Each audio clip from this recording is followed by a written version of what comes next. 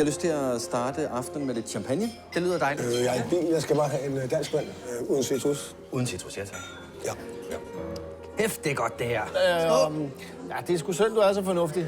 Men spørgsmålet er, hvad der i virkeligheden er fornuft. Der findes en norsk filosof. Han mener, at mennesket er født med en halv promille for lidt. Altså, jeg må sige, jeg kunne da godt sådan bruge en halv promille sådan på daglig basis for at få lidt mere selvtillid. Det har vi da alle sammen brug for. Det har du da også brug for. Jeg synes, det er spændende. Det gør jeg også. Så det er det, vi gør.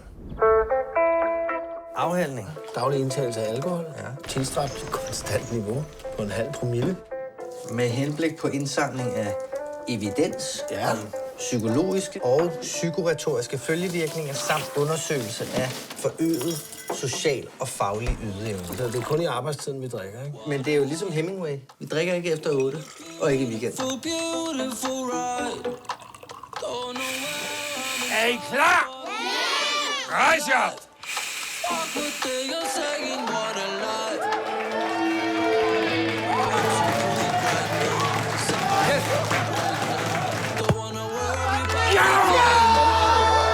Det er godt nok lang tid siden, jeg har haft det så godt, som jeg har det nu. Jeg tror bare, der er mere at hente det her. Og måske endda lidt højere op. Så vi skifter gear.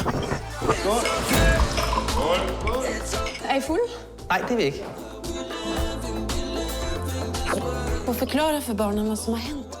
Jeg er blevet lidt fuld i går. Jeg har hele tiden synes, det var fint, at I eksperimenterede alt muligt. Men det her, det er over grænsen.